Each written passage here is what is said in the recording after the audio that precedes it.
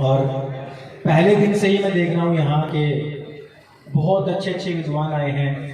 मैं सबको, क्योंकि यहाँ पे सब नहीं है, लेकिन इस मंच को उन्होंने सबने पवित्र किया है। उनकी सबकी उपस्थिति को नमन करते हुए परम पिता परमेश्वर की अनुकंपा को नमन करते हुए महर्षि देवदयानंद सरस्वती जी, जिनके कारण से आज हम सभी यहाँ एकत्रित हुए हैं, स्वामी श्रद्धानंद जी महाराज, जिनके कारण से हिंदू समाज के अंदर एकता का प्रवाह हुआ है, जिनके कारण से शुद्धि का यह जो कार्यक्रम, क्योंकि अभी भ्राता जी बता रहे थे कि शुद्धि का कार्यक्रम बहुत जरूरी है, और आप सभी को ये भी पता होगा कि शुद्धि आंदोलन आरंभ होने के भी 100 वर्ष पूरे होने वाले हैं। तो ऐसे समय में हम सभी महापुरुषों का ध्यान करते हुए, और मेरे पास में मैंने जितने भी YouTube पर ये सारे जितने कार्यक्रम चल रहे हैं कंटिन्यू देख रहा हूँ,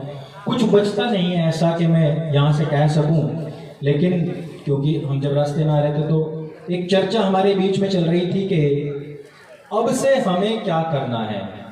200 वर्ष पूर्ण हो चुके हैं, अब से हमें क्या करना है, क्योंकि स्थापना को भी 150 वर्ष पूर्ण होने वाले हैं। शुद्धि का जो आंदोलन था उसको भी 100 वर्ष पूर्ण होने वाले हैं।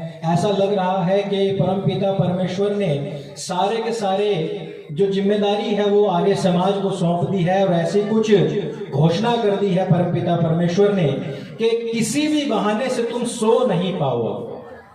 आए दिन तुम्हारे पास में अपने अतीत को याद करने के लिए, अपने जो पास्ट है उसको याद करने के लिए ऐसे ऐसे मौके दे रखे हैं।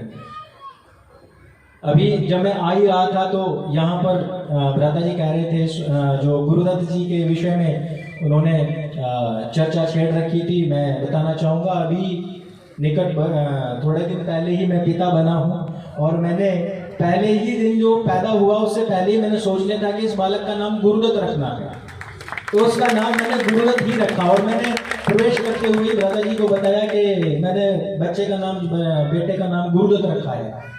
तो इनको भी बड़ा आनंद हुआ, क्योंकि गुरुदत्त जी को यदि आप पढ़ेंगे तो आपको स्वयं भी ये बात महसूस होगी कि हमारी जो लड़ाई है वो केवल और केवल सिद्धांत से संबंधित, धर्म से संबंधित नहीं है, बल्कि एक साइंटिफिक टेम्परामेंट से भी हमारी लड़ाई है। जिस साइंस के नाम पर परमपिता परमेश्वर को, ईश्वर को नकार दिया जाता है, वह एक ऐसे व्यक्ति जिन्होंने साइंस के आधार पर भी हर एक चीज को सिद्ध करते हुए बताया है। तो मैं इस बात को कह रहा था कि हमें किस प्रकार से महर्षि जी के मार्ग पर चलते हुए आगे बढ़ना है। अभी भी बहुत सारे लोग हैं, देखिए मैं आप ये उम्मीद न करना कि मैं कोई आग लगाने वाला भाषण दूंगा। मैं बहुत सोच समझ करके कुछ बोलने जा रहा हूं, ताकि हम यहाँ से कुछ ऐसा लेकर के जाएं कि जो आग हमारे मन के अंदर से बुझेगा। बस हम जब राहुल जी, हम 2016-17 से जब आरंभ हमने किया था तो बहुत छोटे ही थे, और लोग बाग ये कहा करते थे कि आर्य समाज ने ऐसी कौन सी फौज तैयार कर दी है कि आप सोशल मीडिया पर जहां भी देखो वहीं से ही कोई ना कोई ज्ञान की या फिर कटाक्ष की या फिर कंपैरेटिव स्टडी की आग उगल रहा है। सारे नए लड़के निकल करके आए हैं। आर्य समाज एक ऐसी अग्नि कि हम भले ही आर्य समाज ना गए हों, भले ही हम आर्य समाज से डायरेक्ट जुड़े ना हो, हमने सदस्यता ना ली हो, लेकिन महर्षि जी का जो कार्य है वो उनके जो शास्त्रार्थ परंपरा है, जो उनके ग्रंथ हैं, उनको यदि किसी ने एक बार पढ़ लिया, वो स्वयं में ही आर्य बन जाता है, स्वयं में ही श्रेष्ठ बन जाता है, स्वयं में ही नोबल बन जाता है।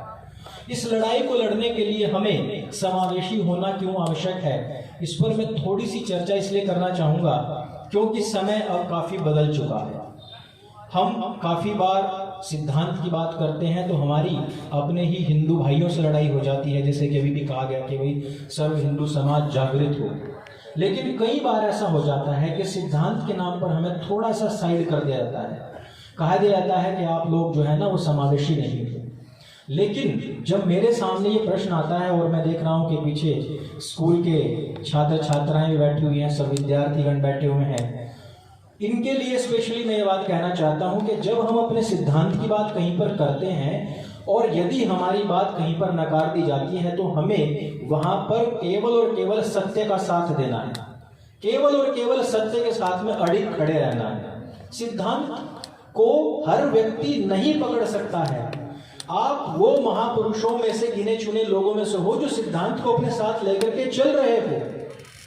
तो ऐसे ही मुझे किसी ने कहा कि हम तो साकार को मानते हैं, आप निराकार को मानते हो। मैंने कहा नहीं। बोला आप आर्य समाजी हो, हम सनातनी, हम पौराणिक हैं। मैंने कहा नहीं, आप भी आर्य समाजी हो। बोला कैसे? मैंने कहा मंदिर में अभी अभी आपने आरती चलाई, ओम जय जगदीश हरे, और उसमें एक लाइन आती है, तुम हो एक अगोचर सबके प्राणपति। अगोचर का अर्थ क्या हुआ? अगोचर अर्थात जो दृष्टि से देखा नहीं जा सकता है। अरे वही तो मैं कह रहा हूं, वही आप सुबह शाम बजाते हो, लेकिन आप उसको मानते नहीं हो, जानते नहीं हो। बस वो रेडियो में चल रहा है और आप उसको सुनने जा रहे हो। मैंने कहा जितने भी पौराणिक हैं सारे के सारे दयानंदी हैं, सारे के सारे आर्य समाजी हैं, क्योंकि आप भी एक अगोचर में ही मानते हो। कह रहे नहीं, हमने तो मूर्ति की प्राण प्रतिष्ठा करी है। मैंने कहा प्राण का अर्थ बताओ। चलो, प्राण का अर्थ क्या है? प्राण को अगर सामान्य भाषा में देखेंगे तो यानी कि श्वास और प्रश्वास। क्या यह श्वास और प्रश्वास कर रही है? नहीं कर रही। प्राण प्रतिष्ठा करने वाला कौन? जिसको स्वयं परमात्मा ने बनाया है। मैं कह रहा हूं कि मैंने भगवान में प्राण प्रतिष्ठा करी, और मुझे मेरे अंदर किसने प्राण प्रतिष्ठा करी है? परमेश्वर ने। और मैं कह रहा हूं कि मैं परमेश्वर में ही प्राण प्रतिष्ठा कर दूंगा। तो इस अहंकार में मत रहना। अगर प्राण प्रतिष्ठा होनी ही है तो यह भी जड़ है, और एक मृत शरीर जिसमें से 1 सेकंड पहले प्राण निकले हैं वह भी जड़ है, उसमें प्राण प्रतिष्ठा करके दिखाओ तो मैं मान जाऊं आपको। कह रहे नहीं कर सकते। मैंने कहा तो फिर आप आर्य समाजी हो, आप दयानंदी हो। आप कोई भी घर में कार्य होता हो, सबसे पहले क्या करते हैं? हवन करते हैं। तो आर्य समाज क्या करता है? वही तो करता है। बताओ आपके पवित्र ग्रंथ किसको मानते हो? सर्वश्रेष्ठ ग्रंथ, सबसे पहला पुराना ग्रंथ किसको मानते हो? किसको मानता है नासा? किसको मानते हैं सारे साइंटिस्ट? बोले ऋग्वेद को सर्व प्राचीन ग्रंथ माना गया है, ये हमारा सिरमौर है। मैंने कहा महर्षि जी ने भी यही कहा है, वेदों की ओर लौटो। तो आप हुए कि दयानंदी या नहीं?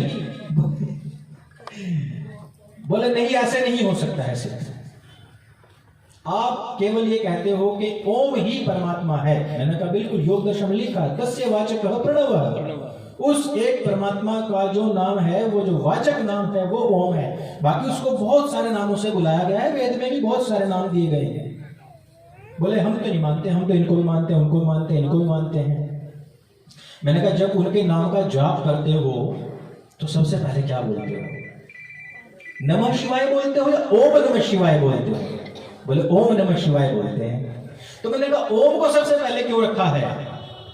ओम को इसलिए रखा गया है क्योंकि उस परमात्मा का निज नाम ओम ही है, और सब उसके बाद ही आते हैं। जो भी मंत्र आप ले लीजिए, जो द्वादश अक्षर बना रखे हैं, जो अपनी तरफ से बना रखे हैं, जो गुरुओं ने अपने मंत्र बना रखे हैं, उन सब में भी यहां तक कि एक मलेच्छ साईं, उसके नाम में भी ओम साईं राम लगा करके ही प्रस्तुत किया जाता है। तो आप मानते हैं कि नहीं मानते हैं कि एक ही परम पिता परमेश्वर है, तस्य वाचकः प्रणवः, और वो है एक अगोचर सबका प्राणपति?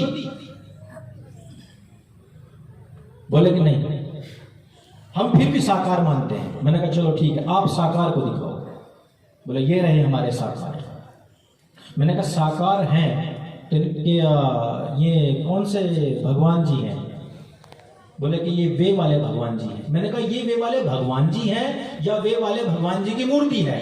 बोले कि ये वे वाले भगवान जी की मूर्ति है। मैंने कहा वे वाले भगवान जी कहाँ हैं? बोले कि वो सब में व्याप्त हैं। मैंने कहा यही तो मैं कह रहा हूं, यही मैं सीतानंद सरस्वती कह रही, यही वेद कह रहा है। तो हुए कि नहीं तुम दयानंदी? हुए कि नहीं तुम्हारे समाजी?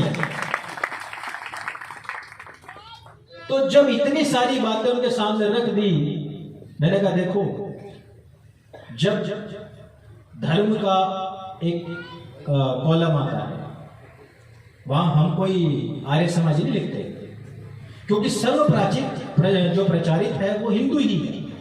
हम सब हिंदू लिखते हैं वहां, हमारी ये पहचान है। स्थान विशेष के कारण से ये हम सबकी पहचान है। लेकिन क्या वेद में हिंदू धर्म लिखा है? सनातन धर्म लिखा है। सनातन यानी कि इटरनल, सर्व प्राचीन। आप अब बहुत सारे समाज है नहीं, वो ऐसे यहाँ से लेकर नाक तक का, यहाँ तक का ऐसे तिलक बनाते हैं, है ना, और वो कहते हैं गीता जी, सिर्फ गीता जी को ही हम मानेंगे। लेकिन जब साइंस की बात आती है तो साइंस किसको मानता है? केवल और केवल वेद को मानता है कि सर्व प्राचीन पुस्तक, सबसे पुराना ज्ञान केवल और केवल वेद है। तो महर्षि दयानंद सरस्वती जी ने जो आपके देता, खेड़े, फिर आपका भैरव, फिर देवी, ये सब ना पकड़ करके इटरनल को पकड़ लिया है, यानी कि सबसे लास्ट में कौन है। हमारे भी सवाल यही आता था जब हम छोटे छोटे थे, तो हमारे सामने सवाल आता था कि भाई इन देवता को मानो। मैंने कहा ये किसको मानते हैं? बोले ये उनको मानते हैं, ये उसकी पूजा करते हैं। पुराणों में तो है ना सबका वर्णन, तो वो किसको मानते हैं? बोले वो उसको मानते हैं। तो वो किसको मानते हैं? बोले वो शिव जी को मानते हैं। शिव जी किसका उच्चारण करें, किसका जाप करें? बोले ओम का। वो तो ओम नमः शिवाय नहीं जाप कर रहे ना, शिव जी तो ओम नमः शिवाय जाप नहीं करते, वो तो ओम ओम ही करते हैं। और ये महाशिव पुराण में भी लिखा है कि वो ओम का ही उच्चारण करते हैं। तो सबसे पूर्व में, सबसे अंत में जाकर के किसको पकड़ा सबने ही? ओम को। तो ओम कौन है? परमात्मा का निज नाम। और उसी की तरफ कौन इंगित कर रहे हैं? महर्षि देवदयानंद सरस्वती जी। तो आप सब क्या हुए? सबके सब सनातन वैदिक धर्मी है, सबके सब आर्य समाजी कहो तो आर्य समाजी है। कोई भी व्यक्ति हो, अंततो गत्वा वो अपने मूल को ही देख रहा है, और पूरा विश्व हमारे मूल को ही देख रहा है। ना वो किसी भूमिया, खेड़े, देवी देवता, भैरव को नहीं देख रहा है कोई भी। वो केवल और केवल जो हमारे पूर्व सिद्धांत, जो सबसे इटरनल सिद्धांत हैं, उन्हीं के ऊपर स्टडी हो रही है। आज हमें समावेशिता के लिए कहा तो जाता है, लेकिन क्या हम सिद्धांत से समझौता कर लेंगे? कभी नहीं करेंगे। लेकिन एक मेरी अपील अपने नव युवाओं से अवश्य है कि अपनी वाणी की मृदुता कभी भी समाप्त ना करें। महर्षि जी के ऊपर 16 बार अटैक हुए, उन्होंने हमेशा यही कहा, मैं यहाँ पर किसी को बंदी बनवाने के लिए नहीं आया हूँ, मैं सबको बंधनों से मुक्त करवाने के लिए आया हूँ। इसलिए मेरा किसी से विरोध नहीं है, किसी विशेष मनुष्य विशेष से मेरा विरोध नहीं है। यदि हम लोग, मैं अभी छत्तीसगढ़ गया था, कुछ परिवार भटक कर के क्रिश्चियन बन गए थे, उनकी शुद्धिकरण कराई। तो मुझे कहा कि भाई आप शुद्धि कराते हो और लोगों को तो अपने पास उठाते हो, बाकी को मंदिरों में नहीं जाते हो, पूजा अर्चना नहीं करते हो। मैंने कहा हमने कभी मना नहीं की है, बस हमारा एक सिद्धांत ये है मात्र, और वो आप भी मानते हो। आप कहते हो कि केवल और केवल इस विशेष स्थान में ही भगवान है। मैं कहता हूं इसमें भी भगवान है। मैं ये नहीं कहता केवल इसी में ही है, मैं ये मानता हूं वो इसमें भी है और सर्वव्यापक है। आप जब इस स्थान विशेष, मंदिर या किसी पूज्य स्थान के सामने जाते हो, उस समय कहते हो अब झूठ नहीं बोलूंगा, अब मैं जो है गुटखा नहीं खाऊंगा, आज के दिन में दारू नहीं पीऊंगा या मांसाहार नहीं करूंगा। मैं ये मानता हूं कि यदि मैं यहां बैठा हुआ हूं तब भी परमपिता परमेश्वर की अनुकंपा, उसकी दृष्टि मेरे ऊपर है।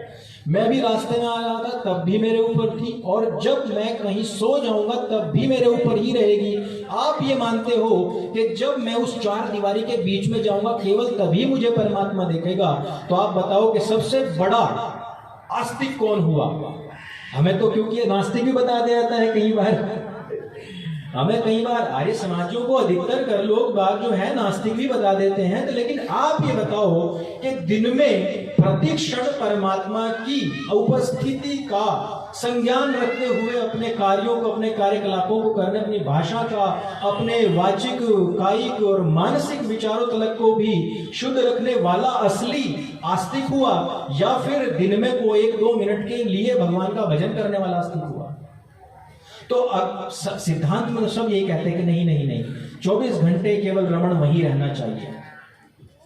तो जब हम स्थूल की पूजा करते हैं तो हमें स्थूल ही प्राप्त होता है। स्थूल में यानी कि जब हम स्थूल के लिए किसी स्थान पर जाते हैं, किसी स्थूल चिन्ह को, प्रतीक के प्रति ही हम अपनी पूरी की पूरी भावना करते हैं, तो हमें स्थूल ही प्राप्त होता है। लेकिन हमारे वेदों, दर्शन, उपनिषदों के अनुसार परमात्मा जो है, परमेश्वर जो है, वो तो अत्यंत सूक्ष्म से भी सूक्ष्म है।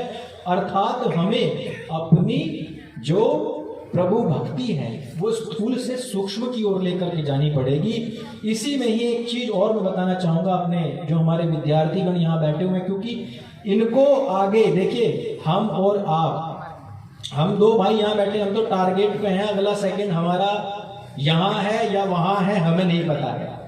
लेकिन मैं ये कहना चाहता हूं कि जो हमारे युवा हैं, एक बात को विशेषता ध्यान रखें।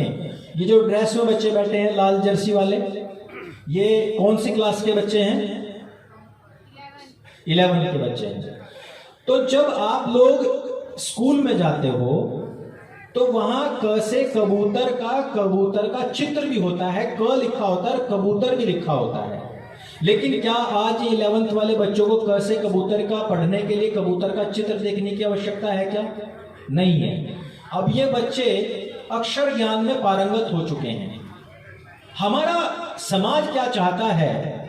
अपने आप को धार्मिक कहेंगे, हिंदू भी कहेंगे, हम सनातनी भी कहेंगे, लेकिन ताउमर हम उसी कायदे पर ही रहते हैं। कायदा बोलते हैं हमारे यहाँ, जिसमें क से कबूतर, ख से खरगोश होता है ना, उसको कायदा बोलते हैं। प्राथमिक नर्सरी में जो पढ़ते हैं, हम ताउमर उसी पर ही रहना चाहते हैं। एकेडमिक पढ़ाई में, मैकॉले शिक्षा पद्धति में हम क्या करते हैं? पीएचडी तक जाएंगे, लेकिन धर्म की पढ़ाई में हम हमेशा कायदे पर ही रह जाते हैं। हमें धर्म में भी पीएचडी करनी है कि जब हमें चित्रों की आवश्यकता ना पड़े, जब हमें किसी प्रतीक की आवश्यकता ना पड़े, जब किसी चिन्ह की आवश्यकता ना पड़े, हमें हमेशा हर जगह परमपिता परमेश्वर की अनुभूति हो और उसके ऊपर उठने वाले सवाल का जवाब हम तुरंत दे सकें और तुरंत सामने वाले के विषय में भी बता सकें। युद्ध के 3 तरीके होते हैं। सबसे पहला होता है डिफेंस, दूसरा होता है डिफेंस एंड अटैक, और तीसरा होता है ओनली अटैक। और जो हम यहाँ 2 बैठे हैं और जितने भी भाई हमें यहाँ सुनने के लिए आए हैं या जानना चाहते हैं कि इस तरीके ये कैसे यहाँ तक आए हम, उसका तरीका केवल एक ही है। जब वो समय ऐसा था जब राहुल जी आए, मैं उस समय गुरुकुल में था, कि धर्म के ऊपर इतने आरोप लग रहे थे, इतने हमले हो रहे थे कि इधर जाकिर नाइक, इधर जर्जिस, उनकी पूरी की पूरी इस्लामिक रिसर्च फाउंडेशन जो IRF है, वो सारे के सारे वेदों में से न जाने कहां से क्या क्या निकाल करके अनर्गल आरोप लगा रहे थे। सबसे पहले हमने क्या किया? डिफेंस। नहीं, हमारे वेदों में ऐसा नहीं है, गीता जी में ऐसा नहीं है, वेदों में यहां पर ऐसा नहीं कहा गया। ये क्या होता है? डिफेंस। दूसरा स्टेप कब आया? वो आता है डिफेंस एंड अटैक। हमने पहला कहा हमारे में ऐसा नहीं है, लेकिन तुम्हारे में ऐसा जरूर लिखा हुआ है। इसको बोलते हैं second step, defence and attack. और फिर हमारा कौन सा मोड ओपन हुआ? केवल और केवल अटैक। हमने अब कहना ही नहीं है, हमने किसी को सफाई नहीं देनी। हमारे वेद में क्या लिखा है, मनुस्मृति में क्या लिखा है, गीता जी में क्या लिखा है, दर्शन में क्या लिखा है, छोड़ दो पुराण में भी क्या लिखा है। हमें पहले ये बताओ कि तुम्हारी बाइबल में क्या लिखा है, कुरान में क्या लिखा है, हदीस में क्या लिखा है। अब सवाल वहां होगा।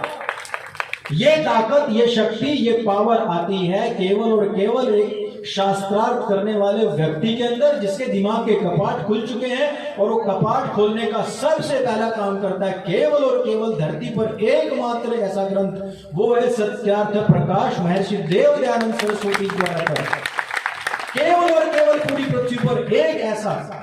आज तो मेरे साथ में तकरीबन 250 से 300 एक्स मुस्लिम्स हैं जिन्होंने इस्लाम को छोड़ा है और बाद में वो आकर के मुझसे मिले, और वो कहते हैं इस बात को, वो लोग मानते हैं इस बात को कि जिस चीज को आज हम कह रहे हैं और कहते हुए डरते हैं, अपना फेस नहीं दिखा पाते हैं, महर्षि जी ने 150 साल पहले ये काम कर दिया है। उनसे बड़ा महान व्यक्ति, उनसे बड़ा घनघोर पराक्रमी व्यक्ति इस धरती पर ना हुआ है, ना हो सकता है।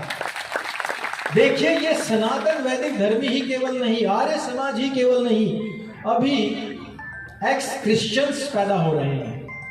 और जब उन्होंने 13वां समुल्लास पढ़ा तो उनके दिमाग ऐसे ढनढनाए।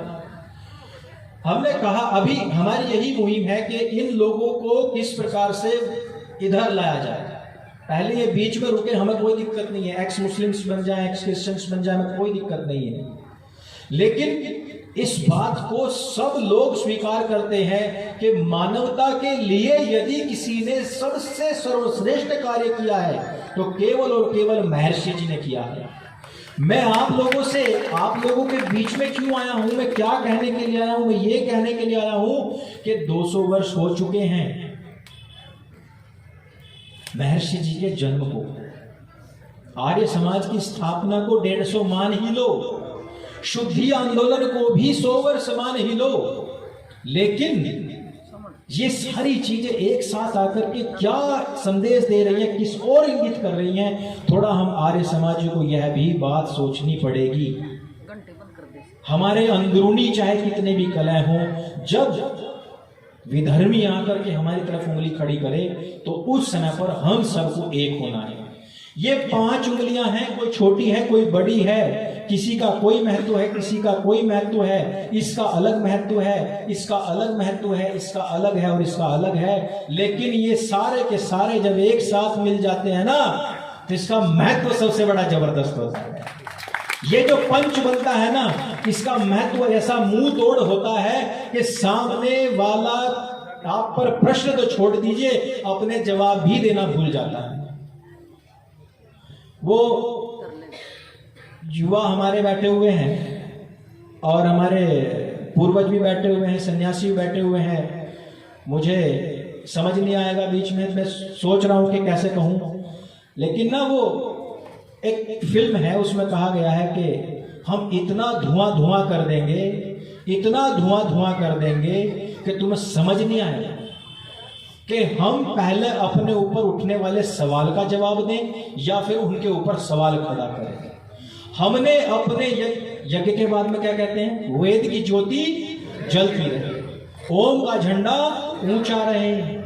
ये केवल हमें कहने मात्र से नहीं, हमें पूरे विश्व में, पूरे अपने क्षेत्रों में घूम करके इतना धुआं कर देना है कि लोग बाग स्वयं इस ओर आकर्षित हों। लोग तो अपने घरों में परफ्यूम लगाते हैं, हम तो वेदों के द्वारा जो ज्योति जलाई गई है उससे सुगंधी फैलाते हैं। ना केवल वातावरण की सुगंधी बल्कि वाणी की सुगंधी भी केवल और केवल हम ही फैलाते हैं, और किसी से डरते हुए नहीं। एक कथा आर्य जी रास्ते में मुझे कह रहे थे, एक काम आपने बहुत अच्छा किया। मैंने कहा जी क्या? बोले कि जो कथाओं के बीच में लू क्या है ना, बोले जान के टाइम पर अपनी कथा रोक दिया करो। उनका पर्दाफाश कर दिया आपने। हमें ऐसे सिद्धांत से समझौता करने वाले ना तो आर्य चाहिए और ना ही हमें हिंदू भाई चाहिए। हम हर एक का अड़ करके विरोध करेंगे, सबसे पहले अड़ेंगे, और जान की बाजी लगाना केवल और केवल आर्य समाज ने सिखाया है। किसी भी बहुत सारे संगठन हैं, शासन में बहुत सारे संगठन आज को शासन सत्ता राज्यों की भी केंद्रों की भी बहुत को मिल गई है, लेकिन बलिदान जितना आर्य समाज ने दिया है, आर्य समाज के बलिदानियों की यदि हम गाथा पढ़ते हैं, 1857 की क्रांति से लेकर के आजादी तक आर्य समाज के योगदान को यदि हम पढ़ते हैं तो रोंगटे खड़े हो जाते हैं कि किस प्रकार से छोटे छोटे बच्चे मृत्यु भय को भूल गए। कैसे ना हो, मैं कैसे ना कह दूं, श्री गीता जी को अपना सर्वश्रेष्ठ ग्रंथ मानने वाला व्यक्ति भी इतना बड़ा भगवान श्री कृष्ण या गीता जी का फॉलोवर नहीं हो सकता जितना कि एक महर्षि दयानंद सरस्वती जी का शिष्य हो सकता है या हुआ है। आपने बस यहां से यहां तक एक तिलक लगाना है, झोली में अपना हाथ डाल करके माला जपनी है, या फिर एक गुड्डा सा अपने हाथ में ले लिया और कह दिया कि इसको भोग भी लगाऊंगा, कपड़े पहनाऊंगा। अरे बस करो यार, पाखंड की भी हद होती है, लिमिट होती है। गीता जी में तो साफ लिखा हुआ है कि ये आत्मा अजर है, अमर है, अविनाशी है, पुराने कपड़ों की तरह फेंक देना है, नए चेंज करने हैं। लेकिन मुझे एक बात तो बताओ कि जितने भी भगवान श्री कृष्ण के नाम पर संगठन बना के बैठे हो, एक ने भी आकर के कहा कि मैं बलिदान के लिए तैयार हूं। ये हमेशा दयानंदी ही क्यों आगे चलते हैं? ये हमेशा दयानंदी ही क्यों कहते हैं आ गोली मार? ये ऐसे यू सीने पर से कपड़ा हटा के स्वामी श्रद्धानंद जी ने कहा मार, मारना है तो अब मार। क्यों? आज भी यदि आप देखोगे समाज के अंदर यदि कोई बिगुल बजा रहा है, यदि कोई सामने से अड़ करके लड़ रहा है, तो उसके नाम के पीछे दयानंद का सबसे पहला जो चिन्ह नोबल श्रेष्ठ आय ही लगा हुआ होता है। क्यों? क्योंकि ये सिर्फ बातों के शेर नहीं है, ये असल में लड़ाई लड़ने वाले लोग हैं। इनके अंदर का जो खून है, वो जो डीएनए है, वो परिवर्तित हो जाता है। महर्षि दयानंद सरस्वती जी का एक शब्द सुनते ही, महर्षि दयानंद सरस्वती जी, मैंने सत्याग्रह प्रकाश पढ़ी नहीं थी बचपन में, तो मेरे ताऊ जी थे, बहुत पुरानी उनके पास में सत्याग्रह प्रकाश थी, उनको दिखना बंद हो गया था, तो वैसे सुनाते रहते थे, मैं बड़ी रोचक लगती थी। अच्छा, क्योंकि बचपन में क्या क्यूरियोसिटी माइंड होता है, इसीलिए मैं ज्यादातर बच्चों को संबोधित कर रहा हूँ। इनके दिमाग में होता है, अच्छा ये ऐसा क्यों होता है, अच्छा वैसा क्यों होता है, ऐसा ऐसा क्यों हुआ, तो ऐसा ऐसा हो गया, तो वैसा क्यों हुआ। वो क्यूरियस माइंड को केवल और केवल एक ही चीज संतुष्ट कर सकती है, वो केवल और केवल सत्याग्रह प्रकाश है, केवल। और हमें ये मुहिम चलानी है। रास्ते पे खड़े हो जाते हैं कुछ लोग, ये किताब ले लो जी, ये किताब ले लो जी, जबरदस्ती ले लो जी। हमें ये मुहिम चलानी है। हम सबको अपना एक दशांश कहीं ना कहीं इकट्ठा करें। मैं तो आचार्य से आपसे कहूंगा, और आप भी जो भी हो संगठन के ऐसे महानुभाव, कि इस प्रकार से सबसे ही दशांश का एक नियम बने। सत्याग्रह प्रकाश जहां से भी छप सके वहां से बल्क में छपवाए जाए, और अपने युवाओं को इस मिशन पर लगाया जाए कि चाहे तो वो, चाहे बाल सत्याग्रह प्रकाश जो बालकों के लिए होती है, चाहे छोटे छोटे प्रश्नोत्तरी को लेकर के, आजकल के जो शंका समाधान है उनको लेकर के, हिंदू समाज को कई फाड़ में फाड़ने के लिए जो संगठन चले हुए हैं आजकल कुछ लोगों के नाम, उनके लिए जो भी प्रश्नोत्तरी हो सकती है उनके लिए हम काम करें। हिंदू समाज को देखिए, आज एक बड़ा प्रश्न प्रासंगिक हो रहा, समय तो है ना, एक बहुत ही प्रासंगिक चल रहा है समय अभी, वो कि रामचरितमानस में जाति विशेष का ऐसे स्थान लिखा हुआ है, इस स्थान पर लिखा हुआ है, उस स्थान पर लिखा हुआ है।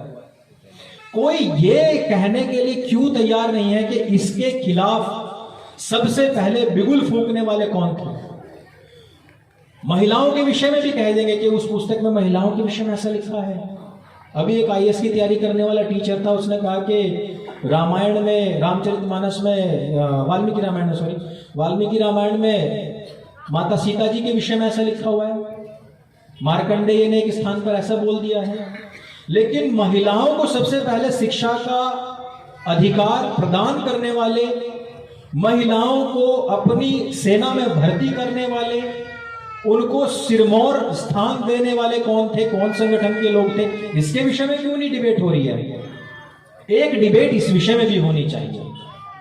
200 वर्ष पूरे हो रहे हैं, 150 वर्ष पूरे होने हैं, तो जितने भी महानुभाव हैं और आर्य समाज की ओर से जितने भी महानुभाव महापुरुष जो भी सरकार में हैं, उन लोगों को भी यह विषय उठाना चाहिए। इस विषय में भी डिबेट होनी चाहिए कि महिलाओं को सबसे पहले यज्ञोपवीत का अधिकार किसने दिलाया, यज्ञ वेदी पर बैठने का अधिकार किसने दिलाया, वेद पठन पाठन का अधिकार किसने दिलाया। आज भी बहुत सारे कथावाचक उनसे पूछा जाता है कि गायत्री मंत्र महिलाएं जाप कर सकती हैं अथवा नहीं। समाज कहां का कहां पहुंच गया है, लेकिन वो भी यही कहते हैं नहीं, उनको कोई अधिकार नहीं है।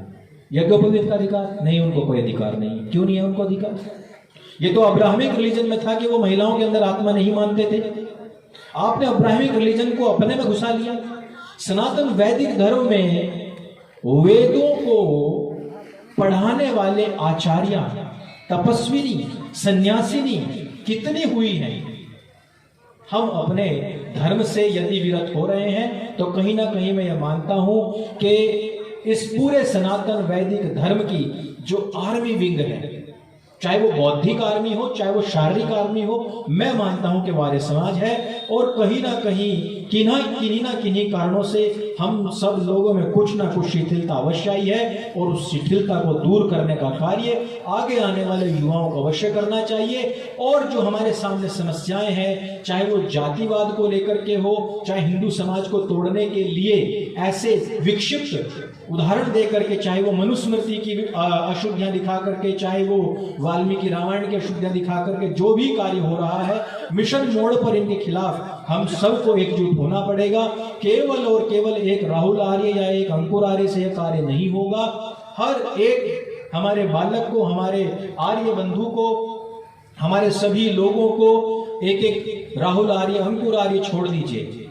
महर्षि देव दयानंद सरस्वती और स्वामी श्रद्धानंद के सरीखा में बनना पड़ेगा। हम तो कुछ भी नहीं हैं। मैं ये कह रहा हूं कि हम कुछ नहीं हैं। हम जो कार्य कर रही है बहुत बड़ा कोई कार्य नहीं है। हाँ, जागरूकता आती है क्योंकि समाज वैसा बन चुका है, हमने वो तरीका अपना लिया है। लेकिन हम ये चाहते हैं, हमारी ये इच्छा है कि हर घर से इस प्रकार से एक ना एक बालक निकलना चाहिए। कुछ ना कुछ घंटे अवश्य हमें निकालने चाहिए। जब हम अपने लोगों में, अपनी मित्र मंडलियों में बैठे, उस समाज में बैठे जिसको कि कहा जाता है ये उपेक्षित है, वो आपसे सवाल करेगा। मनुस्मृति पर मैं अभी जब लास्ट वाला जो पुस्तक मेला था उसमें बैठा हुआ था, तो दो मुल्ला आ गए, वो कहने लगे मनुस्मृति में तो मांसाहार है। मैंने कहा बताओ कहाँ है। उन्होंने कुछ उदाहरण दिए, मैंने उनको विशुद्ध मनुस्मृति से उदाहरण दिया। मैंने कहा ये देख लो। तो दो वे बैठे, उन्होंने खूब मांसाहार पर चर्चा करी। वो फिर लास्ट में आकर के उनके पास कोई आंसर ही नहीं बचा। हाँ, काफी लोगों ने देखी है, मतलब करोड़ों लोगों ने वो वीडियो देखी है। कारण क्या है? इन सब के पीछे उन लोगों को पता नहीं है और वो हमारे समाज को बरगला रहे हैं। इस्लाम के विषय में इस बात डंके की चोट पर कह सकता हूं कि अगर वो आपकी तरफ ऐसे ही उंगली कर रहे हैं कि आप में एक कमी है, तो 3 उंगली उनकी तरफ है। अगर आप ढूंढेंगे उनके जितने भी उनकी रिलीजियस बुक हैं, उसी से संबंधित, उसी अवगुण से संबंधित उनमें 3 कमियां मिल जाएंगी। जिस प्रकार से उन्होंने कहा कि माता सीता जी ने तो 5 साल की उम्र में विवाह हो गया था, तो अगर आप उनमें ढूंढोगे तो उनमें तो हम पहले, मैंने क्या कहा, डिफेंस, हम सबसे पहले डिफेंस करें। वाल्मीकि रामायण में ऐसा कहीं पर नहीं लिखा हुआ है, यह है डिफेंस। दूसरा, डिफेंस एंड अटैक हमारे में नहीं लिखा हुआ है लेकिन तुम्हारे में लिखा हुआ है। तीसरा स्टेप, सिर्फ और सिर्फ अटैक। तुम्हारे यहाँ पे ये भी लिखा हुआ है, तुम्हारे यहाँ पे ये भी लिखा हुआ है, तुम्हारे यहाँ पे ये भी लिखा हुआ है, मिल जाएंगे आपको। वो अपनी गलतियों को छिपाने के लिए आप पर आरोप लगाते हैं। वो आरोप आप सुने, ध्यान से सुने, उसका आंसर करें और फिर उनका अंदर जो चीजें हैं वो भी उनको बताएं। वो भी कोई दुश्मन नहीं है, बस भटके हुए हैं और बहुत जल्दी वापस आते हैं। आर्य समाज से तो सभी का बहुत प्रेम है, क्योंकि केवल और केवल एक ऐसा समाज है जो अपने साथ में साक्षात अपने ग्रंथों को अपने दिमाग में लेकर के चलता है, जो चलता फिरता वेद है, जो चलती फिरती गीता जी भी है, चलती फिरती मनुस्मृति भी है और चलता फिरता पूरा का पूरा इंसाइक्लोपीडिया ऑफ रिलीजन या धर्म संबंधित सब कुछ है। इसलिए मैं बार बार बहुत ज्यादा कुछ नहीं कहूंगा। इसलिए हमें इस लड़ाई को बहुत मजबूती से लड़ना है और आपका धैर्य आपकी जड़ों को मजबूत करता है। जिनके पैर मजबूत होते हैं, जो धरती पर टिक करके चलते हैं, वही दूर तक जाते हैं। इसीलिए अपने सिद्धांतों से समझौता मत कीजिए। लेकिन यदि किसी ने हमारी तरफ उंगली उठाई तो उसको एक, अगर उसने सवाल किया तो 5 जवाब कम से कम उसको देना सीखिए। और ये जो 5 जवाब देने के बाद में जो मुट्ठी बनती है, उसके बाद में जबड़ा तोड़ने का भी पूरा पूरा मात्रा रखिए।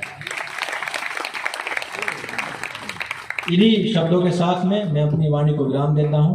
ओम ओम ओम। अंकुर आर्य आगे बढ़ो, अंकुर आर्य आगे बढ़ो, अंकुर आर्य आगे बढ़ो।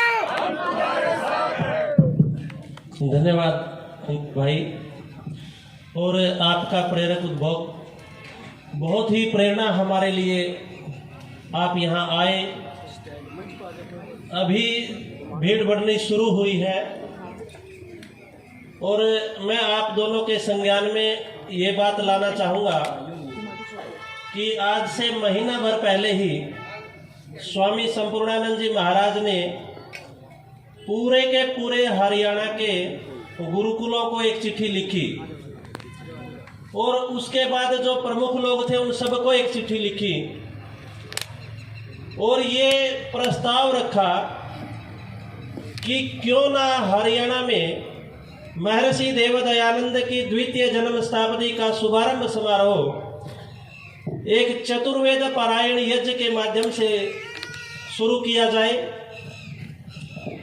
इस समिति में गुरुकुल जज्झर, गुरुकुल काड़वा, गुरुकुल नली, वेद विद्या शोध संस्थान, ये सब लोगों की एक मीटिंग हुई और उन सब ने सर्वसम्मति से, क्योंकि बहुत बड़ा कार्य था तो सामर्थ्यवान व्यक्ति ऐसा चाहिए था जो इस कार्य को कर सके, तो सभी ने स्वामी संपूर्णानंद जी महाराज को ये रिक्वेस्ट की कि आप इस समिति के अध्यक्ष बने और इस कार्य को पूर्ण करें, क्योंकि इसमें कम से कम उनका 1 करोड़ रुपए खर्च आया है। मैं आप दोनों युवाओं के संज्ञान में एक बात और लाना चाहूंगा।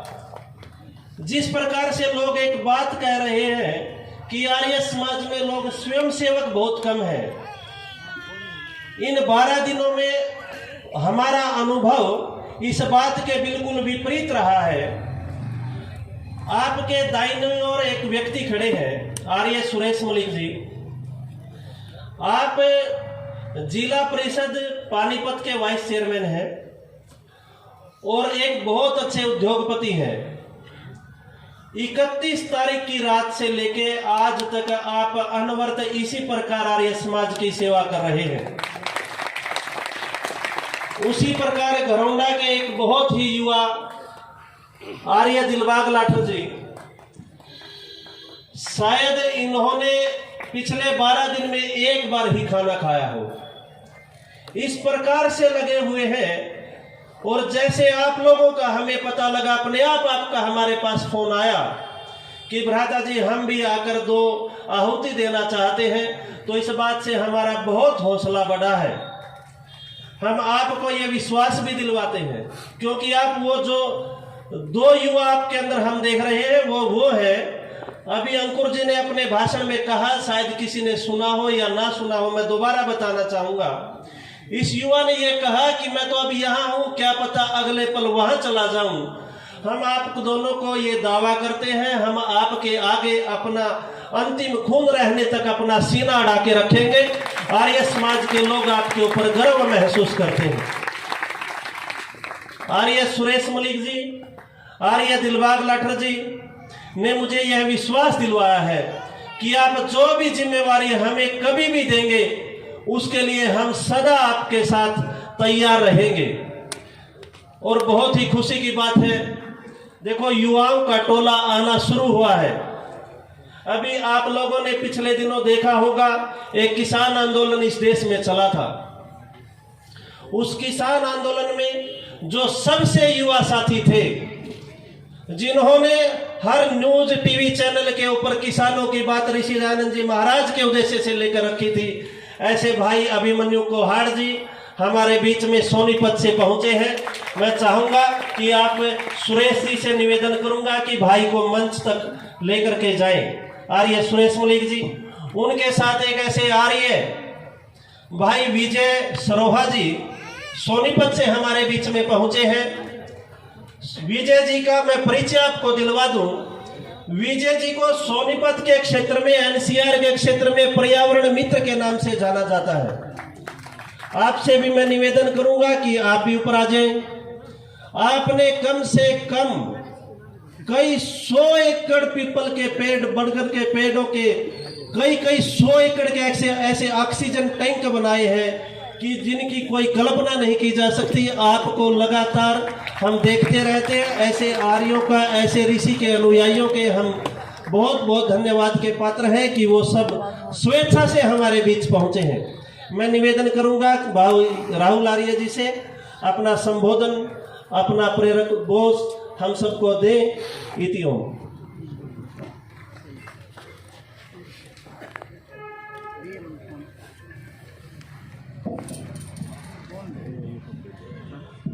ओम।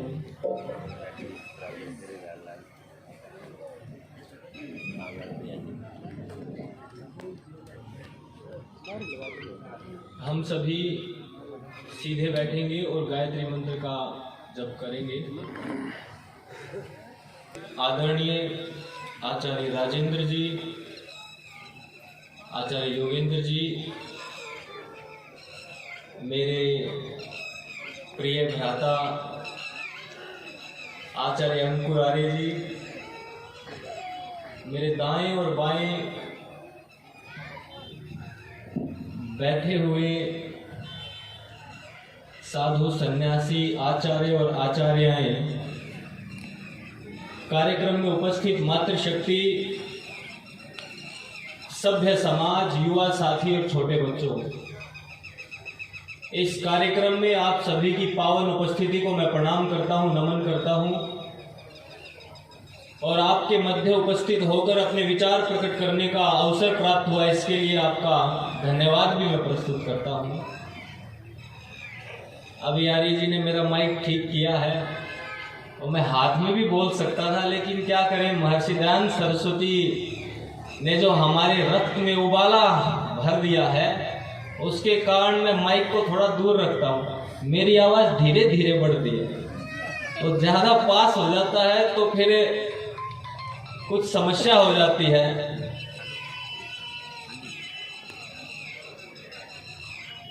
महर्षि दयानंद सरस्वती द्वितीय जन्म शताब्दी हम मना रहे हैं और जब महर्षि दयानंद सरस्वती का आविर्भाव हुआ था तब बहुत सारे गुरु घंटाल, कोई 50 लोगों का हाथ पकड़े ले जा रहा, कोई 100 लोगों का हाथ पकड़े ले जा रहा, कोई 1000 लोगों का हाथ पकड़े ले जा रहा है। अनेक मत, पंथ और संप्रदाय हिंदुओं में पनप रहे थे। ऐसे समय पर महर्षि दयानंद सरस्वती से देखा नहीं गया। और एक बड़ी प्रसिद्ध कहावत है जो इन गुरु घंटालों के लिए मैं बोलता हूं, कुएं जाना से खाक लावेंगे, अपना काबा जुदा बनावेंगे। कुएं जाना से, अपने अपने प्रीतम की गली से ईंट पत्थर रोड़े धन संपत्ति लेंगे और अपना स्वयं का उपासना ग्रह बनाएंगे। मैं उसका भगवान बन जाऊंगा, 1000 2000 लाख 2 लाख मेरे चेले बन जाएंगे। ये इन गुरु घंटालों की महत्वपूर्ण पंक्ति उस समय बनी हुई थी। कुएं जाना से खाक लावेंगे, अपना काबा जुदा बनाएंगे। और महर्षि दयानंद सरस्वती जी से देखा नहीं गया। उन्होंने कहा, अरे कहां जा रहे हो, आओ इधर, वेदों की ओर लौटो। ये तुम्हें गलत मार्ग पर लेकर जा रहे हैं, असत्य मार्ग पर लेकर जा रहे हैं, अधर्म के मार्ग पर लेकर जा रहे हैं। मैं तुम्हें तुम्हारी जड़ों से जोड़ने के लिए आया हूं, प्रयास कर रहा हूं, तुम इधर आओ। ऐसी विपरीत परिस्थितियों में महर्षि दयानंद सरस्वती ने इन गुरु घंटालों को ललकारा था। इनका मूल बड़ा ही कमजोर है। कभी कभी देखा है ना, जब मंच पर अधिक व्यक्ति हो जाते और मंच गिरता है तो बहुत हंसी आती है। हिंदुओं के आज जो शास्त्र है उनका आधार बहुत कमजोर है। इतना कमजोर है कि यदि थोड़ा सा भी वजन, थोड़ा सा भी इधर से उधर हो जाए तो ये धराशाही हो सकते हैं। इसीलिए महर्षि दयानंद सरस्वती ने कहा, वेदों की ओर लौटो। एक बहुत बड़े गुरु घंटाल श्री श्री रविशंकर हुए, जाकिर नायक ने बहला फुसला कर बोला लिया, आजा हिंदू मुस्लिम एकता करेंगे। चला गया, उसको थोड़ी पता था क्या करवाएगा। बोला पहले तू बोल। बोला ठीक है। उसने बोला भगवान के विषय में, हम तो पहले साकार को मानते हैं, फिर साकार से धीरे धीरे निराकार की ओर जाते हैं। फिर आई जाकिर नाइक की बारी। जाकिर नाइक बोला, अरे आप बाद में निराकार पे जाते हो, हमारी तो शुरुआत निराकार से है। इन गुरु घंटालों का ये जो गलत वहां पर उदाहरण प्रस्तुत हुआ, लाखों करोड़ों लोगों ने ये चीज देखी और उन्होंने ये मान लिया कि इस्लामी सर्वश्रेष्ठ होगा।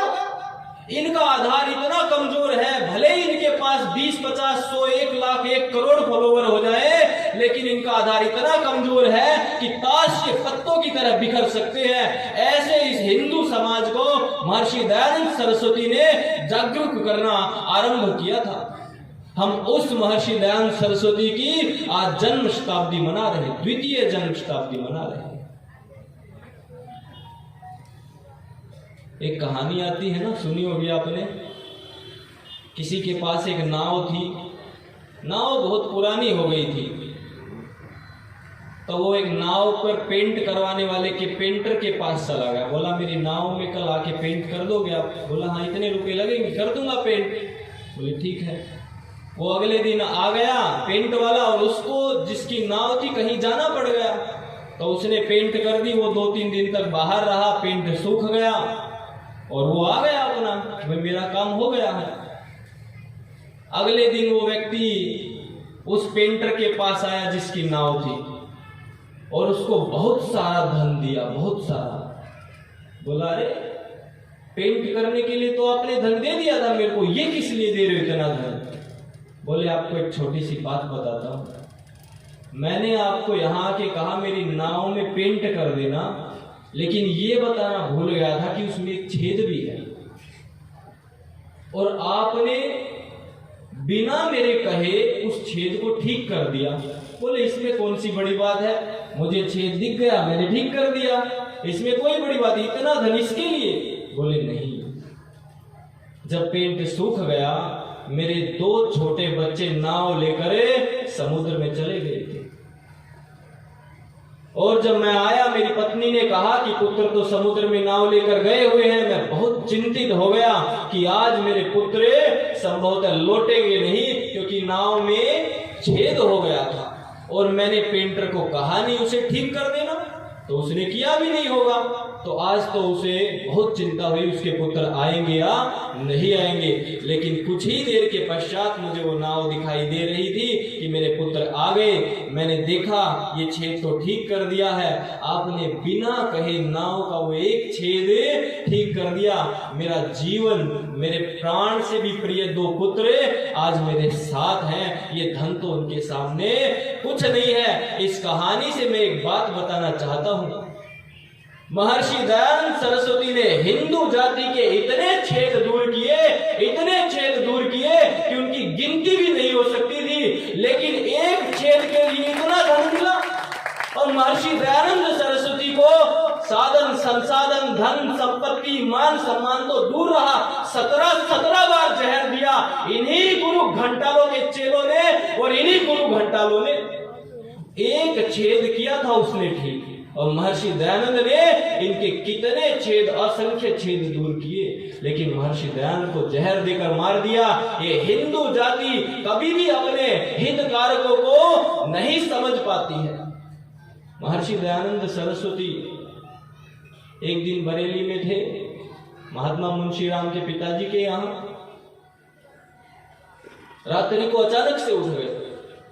उन्होंने कहा, स्वामी जी क्या हुआ, कोई पीड़ा शरीर में, औषधि के लिए जाएं, कुछ करें? बोले, मेरे दुख की जो ये व्यथा है, इस व्यथा को कोई डॉक्टर, नीम, हकीम, आयुर्वेद का आचार्य ठीक नहीं कर सकता है। मेरे गरीब देशवासियों को जो बहुत पुरुषार्थी हैं, उनको ईसाई बनाया जा रहा है, उनको मुसलमान बनाया जा रहा है। ये पीड़ा मुझे अंदर से दुख दे रही है, मैं इस पीड़ा को देख नहीं पा रहा हूं, इसकी मुझे बहुत दुख होता है इसके लिए। अब मुझे राजा महाराजाओं को सुधारना पड़ेगा, तब जाकर के राष्ट्र सुधरेगा।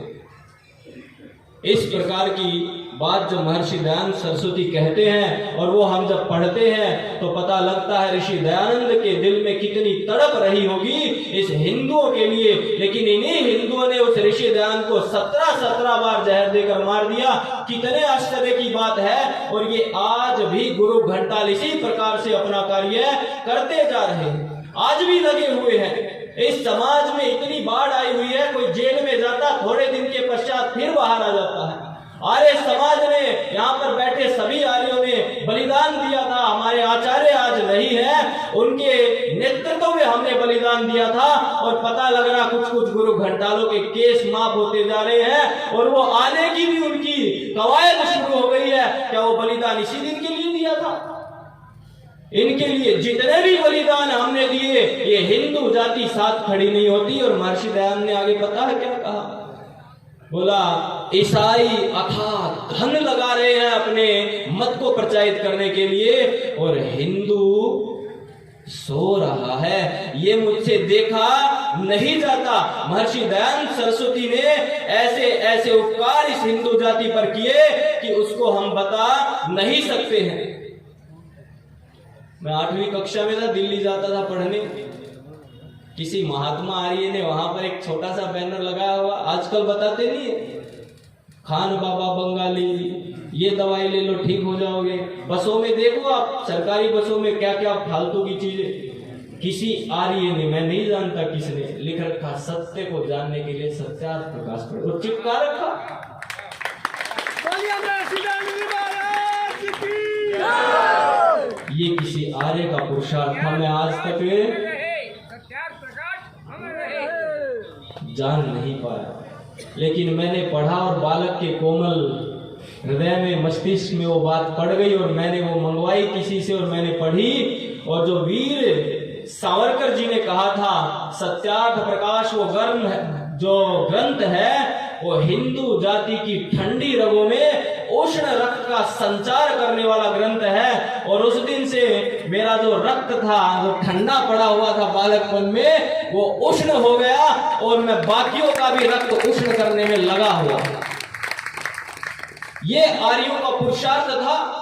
बस हो या कहीं चौक चौराहे हो, वही प्रचार प्रारंभ होता था और आज भी कर रहे हैं। इतनी बड़ी संख्या में आप आए हैं, अपने साथोरों को भी लेकर आए हैं, इसके लिए आप बहुत बधाई के पात्र हैं। और हृदय प्रफुल्लित हो जाता है, मन आह्लादित हो जाता है, ऐसा सात्विक वातावरण होता है। हमारियों के बीच में बैठते हैं, महर्षि दयानंद सरस्वती की बात चलती, उनके ग्रंथों पे चर्चा होती है, तो इससे बड़ी और कोई बात नहीं होती और हमारा तो खून बढ़ जाता है।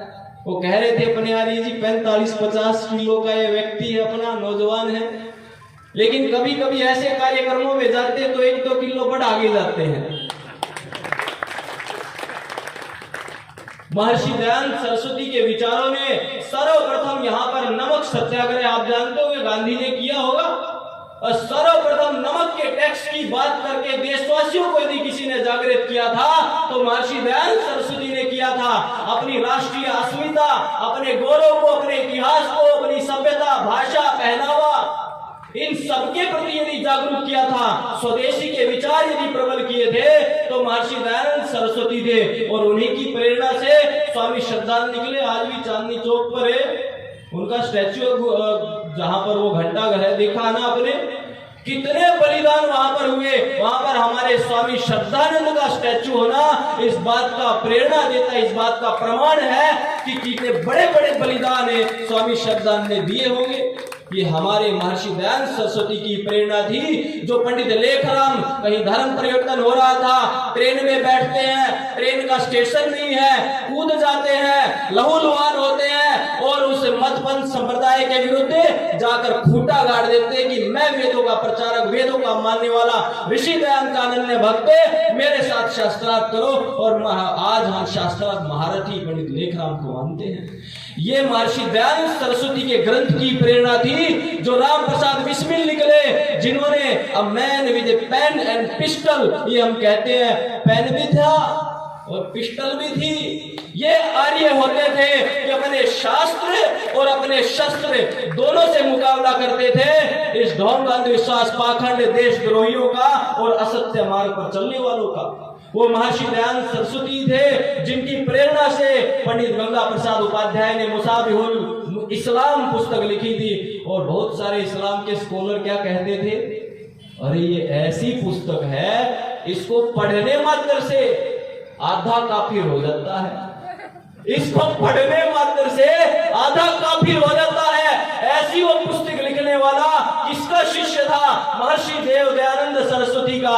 और गुरुदत्त विद्यार्थी किसका शिष्य था? विस्डम ऑफ द ऋषिज, जिस पुस्तक में जो यूनिवर्सिटीज में, विदेशों में पढ़ाई जाती रही है, वो गुरुदत्त विद्यार्थी महर्षि देव दयानंद का शिष्य था। यहाँ बैठे हुए हजारों सैकड़ों लोग किसके शिष्य हैं? उसी महर्षि देव दयानंद सरस्वती के शिष्य हैं। स्वामी ओमानंद किसके शिष्य थे? आचार्य बलदेव। और हम सभी यहाँ बैठे हुए हैं, किसके शिष्य हैं? उसी महर्षि देव दयानंद के शिष्य हैं। उसी के ग्रंथों से प्रेरणा ली है। उन ग्रंथों से प्रेरणा लेकर आज आर्यों का डंका बज रहा है। हजारों की संख्या में ईसाईयत और इस्लाम वाले अपने अपने मतपंथ संप्रदाय को छोड़ रहे हैं और स्वामी दयानंद सरस्वती के ग्रंथों में उनकी रुचि दिखा रहे हैं। ये बहुत बड़ा कार्य है, आर्य समाज की संस्था कर रही है।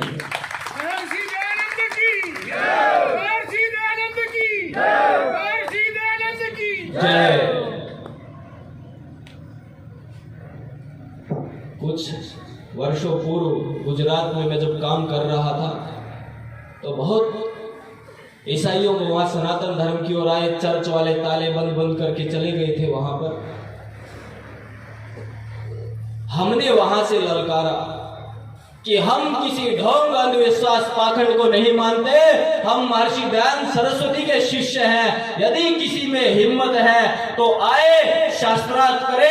ताले बंद करके भाग गए, रुके भी थे, व्यवस्थाएं भी बनाई गई थी, कोई नहीं आया। और जब वहां की आबादी ने देखा, वहां के लोगों ने देखा कि वैदिक धर्म, वेदों के सामने किसी की खड़े होने की हिम्मत नहीं है, स्वयं आकर के अपने धर्म में वापिस आए और कहा हम भी ऋषि दयानंद के मार्ग पर चलना चाहते हैं। ये महर्षि दयानंद सरस्वती की प्रेरणा थी जो आज ये राष्ट्र हमारा गुलामी से आजादी की ओर आ गया। आजाद होने के पश्चात भी यहाँ पर कितने आंदोलन आर्य समाजियों ने किए। हैदराबाद की रियासत तो भारत में मिलती ही नहीं। ये वल्लभ भाई पटेल जी ने कहा था कि ये आर्य समाज का आंदोलन था जो आज हैदराबाद की रियासत यहाँ पर आई है। अरे हमारे हजारों नौजवानों ने, युवकों ने गांव से 20-20, 30-30 नौजवानों की टोलियां गई थी और हमारे स्वामी ओमानंद सरस्वती जी भी गए थे। ये तो हमने इतिहास पढ़ा है। नौजवान गए, पूरे हैदराबाद के चारों ओर, कुछ जेलों में कुछ लठ लेकर खड़े थे और विजय प्राप्त करके लौटे कि या तो मरेंगे यहीं पर या विजय साथ ले जाएंगे। ये उनका नारा था। कौन थे? वही महर्षि दयानंद सरस्वती के शिष्य थे जिन्होंने बुगुल फूका था। और गांधी जी कह रहे थे आर्य समाज तो चट्टान से टकरा रहा, बर्बाद हो जाएगा। अरे आर्य समाज तो और प्रबल हो गया है। अपने मन से ये अपनी जो भी अज्ञानता निकाल दो कि आर्य समाज कमजोर है। आर्य समाज इतना प्रबल है, इतना पुरुषार्थ करके आगे बढ़ रहा है। लाखों करोड़ों की संख्या में नौजवान आ रहे हैं और भविष्य आर्य समाज का है, क्योंकि लाखों नौजवान लाइन में खड़े हुए हैं हमारी साइंटिफिक वैज्ञानिक बातों को मानने के लिए। महर्षि दयानंद सरस्वती का आज जो जलवा है वो पूरे ब्रह्मांड में देखने को मिलेगा, पूरे विश्व में देखने को मिलेगा। ये मैं आपको यहां से कह करके जा रहा हूं। इतना ही नहीं, यहां पर ऐसे ऐसे राजनेता हुए हैं जो महर्षि दयानंद को मानते थे और आज वर्तमान के भी, जिन्होंने डंका बजाया है लेकिन खुलकर के कहा है कि ये सत्यार्थ प्रकाश पढ़ा है मैंने, तब जाकर के समाज के लिए कुछ कर रहा हूं। अभी नाम लेने की आवश्यकता नहीं, हम तो समाज सुधारक हैं। वो महर्षि दयानंद सरस्वती, उनके बलिदान को जब हम याद करते हैं, उनके साहित्य को जब हम पढ़ते हैं, उनके पांडित्य को जब हम देखते हैं तो उनका लोहा सब मान जाते हैं। जब एक बार उनके शास्त्र उनके रखते हैं सामने और पढ़वाते हैं तो मैंने कहा ना, आधा काफिर तो पढ़ने मात्र से हो जाता है। इतना भय है। हम दोनों भाई तो अंकुर आर्य जी अभी लगे हुए हैं, इतना अनुभव हमने लिया है। वो लोग पढ़ते नहीं है, उठाओ मत, कभी उठाओ और ये लोग भाग जाए तो पढ़ेंगे उसमें। अब महर्षि दयानंद के विचार यदि कोई पढ़ेगा तो निश्चित रूप से सत्य में आएगा, तो पढ़ो भी मत। ऐसी मानसिकता बनाई जा रही है। इतना प्रबल वेग महर्षि दयानंद के शास्त्र पढ़ने से होता है। और हमने देखा हमारे आर्यों का पुरुषार्थ, बोले तुम्हारी सत्यार्थ प्रकाश को बैन कर देंगे, कर दो। स्वामी श्रद्धानंद के गुरुकुल और आर्यों में इतना बल था। अरे महर्षि दयानंद सरस्वती ने बुद्धि दी थी, विचार परिवर्तन किए थे। केवल इस शरीर का दुरुपयोग करना नहीं सिखाया, सदुपयोग करना सिखाया था। विचारों की क्रांति की थी, विद्या हमें दी थी। हम अपने ग्रंथ को कंठस्थ कर लेंगे। जिसमें हिम्मत है इस ग्रंथ को बैन कर दे, वो बैन हटाना पड़ा चलाएगी। तो बैन तो तब चले जो पुस्तक बैन हो। आप कागज के इन टुकड़ों को यदि बैन करना कह रहे हो तो ये बैन करना नहीं होता। हमारे यहाँ तो वेदों को कंठस्थ करने की परंपरा रही है। ये तो सत्यार्थ प्रकाश, इसको हम कर लेंगे कंठस्थ। जब महर्षि दयानंद सरस्वती के एक शिष्य ने रंगीला रसूल लिखी थी तो भूचाल आ गया था। तुर्की के लोग और राजा कह रहे थे कि भारत देश में ये हिंदू सनातनों के सारे ग्रंथों पर बैन लगाओ, नहीं तो हम साथ नहीं देंगे। और उस समय के बहुत सारे नेता ऐसे थे जो उनकी बात मानने के लिए तैयार थे, लेकिन ये स्वामी श्रद्धानंद का प्रबल वेग था और तप था, तेज था उनका संघर्ष और उनकी ताकत थी कि वो इसमें सफल नहीं हो पाए। वही रंगीला रसूल जिसने क्रांति की थी आज भी हमारे युवाओं के हाथ में है, अन्यथा ऐसी कोई पुस्तक इस संसार में नहीं है जिसने मोहम्मद के बारे में कुछ कहा हो, वो लोग पुस्तक आज भी मिल रही हो। एकमात्र पुस्तक और वो आर्य विद्वानों ने लिखी, महर्षि दयानंद के शिष्यों ने लिखी। ऐसी परंपरा को हम मानने वाले हैं, लेकिन आर्यो इस परंपरा का क्या लाभ? यदि इस परंपरा से लाभ नहीं उठा पाए, इस परंपरा का कोई लाभ नहीं यदि अपने अमर बलिदानियों का, अपने आचार्यों के जो बलिदान हुए हैं उन बलिदानों को यदि हम एक सही दिशा की ओर ना लेकर जा पाए, ये जो ढोंग विश्वास पाखंड फैला हुआ है, ये जो मतबंध संप्रदाय ढोंग में आगे बढ़ा रहे हैं, अलग अलग प्रकार की मान्यताओं को लेकर आगे बढ़ रहे हैं, हमारे शास्त्रों पर प्रश्न चिन्ह हटा रहे हैं, प्रश्न जो लगा रहे हैं प्रश्न चिन्ह, निश्चित रूप से हमें इकट्ठे होकर के इस वेग को रोकना पड़ेगा, इस बल को रोकना पड़ेगा।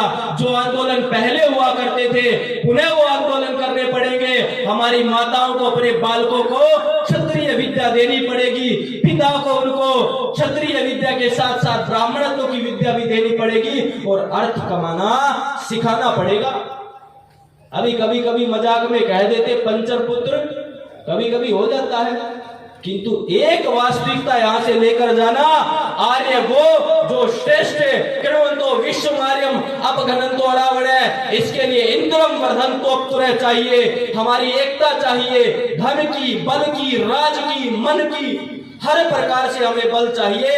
आज 8-10 हजार की नौकरी करने भले ही एक हिंदू का बालक चला जाए, लेकिन पंचर लगाकर 40,000 रुपए नहीं कमाना चाहता है। उस 8-10 हजार में वो ना अपने परिवार को चला सकता है, ना दान दे सकता है, उससे धर्म की रक्षा की आशा अपेक्षा नहीं की जा सकती। संघर्षी बनो, पुरुषार्थी बनो, बालकों को शिक्षा दो धन कमाने की, तब जाकर के हम आर्य समाज इस वेद के धर्म को, इस सनातन धर्म को बचा पाएंगे, इसकी रक्षा कर पाएंगे। यही तो महर्षि दयानंद सरस्वती ने सिखाया और समझाया था। दशांश तो तब देंगे जब परिवार चलाने के लिए पैसा होगा। उपनिषद में कहता भूखे पेट धर्म का कार्य नहीं हो सकता, हमारे बुजुर्गों ने बना दिया भूखे पेट भजन नहीं हो सकता। बात बराबर है, उपनिषद पढ़कर सामान्य भाषा में दूसरों को समझा दिया। और यही वास्तविकता है कि हमें अपने समाज को प्रबल बनाना होगा, धनी बनाना होगा, एकता के साथ आगे बढ़ना होगा। निश्चित रूप से महर्षि दयानंद सरस्वती का जो उद्देश्य था, यहाँ से पाप, अंधविश्वास, ढोंग, वेद विरुद्ध मतपंथ संप्रदायों को इस राष्ट्र से भगा देना, अपनी राष्ट्रीय अस्मिता और एकता को बनाना, वो सफल हो जाएगा। और हम आर्यों से अपेक्षा की भी जा सकती है, बाकी संसार में किसी से अपेक्षा की भी नहीं जा सकती। तो हमारे ऊपर बहुत अधिक, वो हमारे कंधों पर बहुत बोझ है।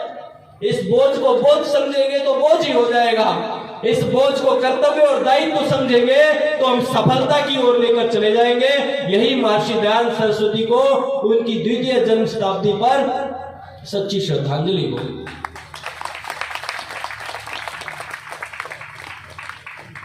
बहुत सारे गुरु घंटाल यहाँ पर हैं, कुछ तो ये हरियाणा में भी है, कुछ यूपी में भी है।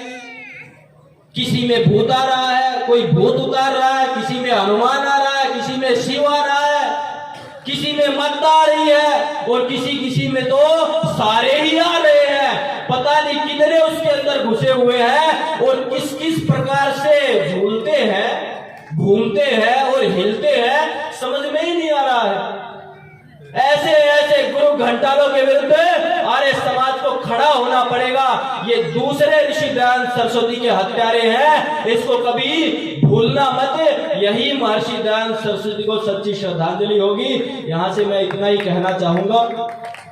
आप सभी ने मुझे ध्यान से सुना, आप सभी का बहुत बहुत आभार। आपने बुलाया इसके लिए भी आभार, और हमारे अंकुर भाई ने जो यहाँ पर बहुत महत्वपूर्ण बातें बताई हैं, उनको आप निश्चित रूप से अपने जीवन में धारण करें। यही मैं आपसे आशा और अपेक्षा रखता हूँ। वो वर्तमान समाज के युवाओं की मानसिकता को जानते हैं, पढ़ते हैं, निरंतर उसके संपर्क में है। तो आप उनकी वाणी को बहुत धैर्यपूर्वक आपने सुना, अपने घर लेकर जाए, उसको अपने जीवन में धारण करें। ओम नमस्ते। ओम। बहुत बहुत आभार भाई राहुल आर्य जी का, अंकुर आर्य जी का। और आपने बड़ी ओजस्वी वाणी के साथ सभी आर्यों में उत्साह वर्जन करने का काम किया। एक बार जोरदार तालियों के साथ सभी स्वागत। मैं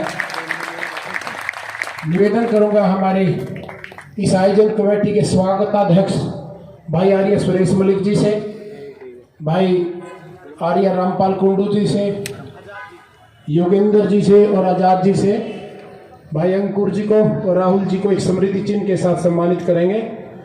मेरा अच्छा पहले अभिमन्यु जी का। और हमारे बीच में अभिमन्यु कोहाड़ जी हमारे बीच में पहुंचे हैं, तो 10 मिनट के लिए वो अपना उद्बोधन देंगे। उसके पश्चात ये जो यज्ञ है सभी अपनी आहुतियां बदल बदल के डालते रहेंगे। मेरा सभी से निवेदन, मात्र 10 मिनट के लिए अभिमन्यु कोहाड़ जी।